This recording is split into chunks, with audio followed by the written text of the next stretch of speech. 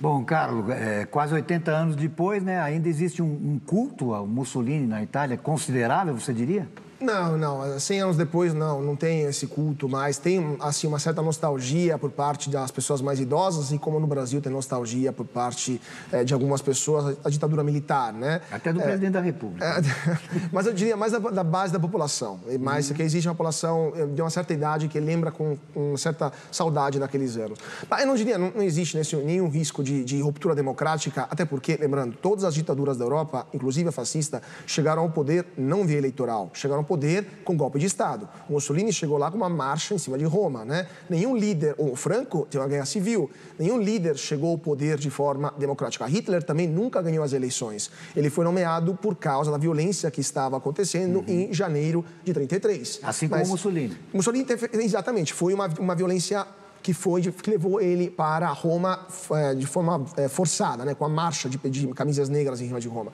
Então, assim, nesse caso é diferente. Os italianos escolheram uma pessoa de direita conservadora porque há problemas que não foram resolvidos pela esquerda. A imigração ilegal, maciça, por um país que faz fronteira com a Itália, com a África, é um problema. E ninguém até agora conseguiu responder esse problema.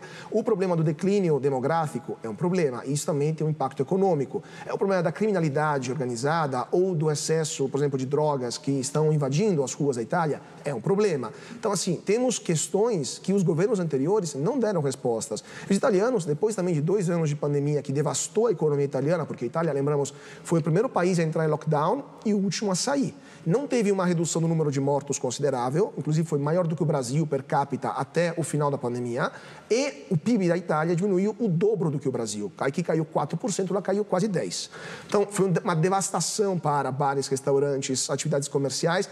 Turismo na Itália, exatamente, né? Representa de 10% e 15% do PIB. Então, os italianos quiseram uma alternativa.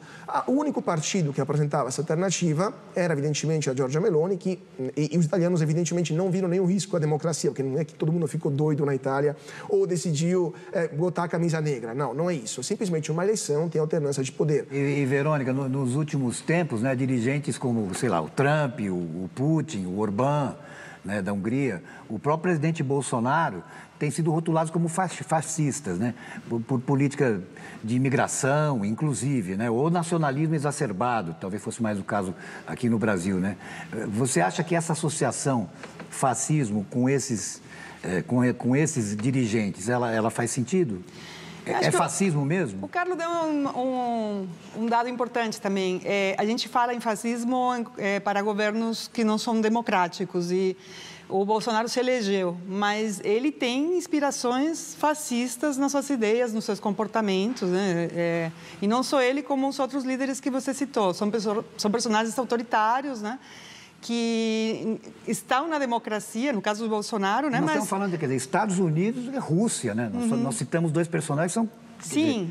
Sim, mas eles não têm uma grande simpatia pela democracia que nós buscamos, né? Então, o Bolsonaro simplesmente, ele claramente, ele fala assim, eu vou governar para esse grupo, para essa família, com esses valores e esses eleitores, não é um governo amplo para todo mundo, né? Eu só queria pegar um gancho, Gaspar, daquela sua matéria também, porque é interessante notar isso, que também a Verônica estava falando.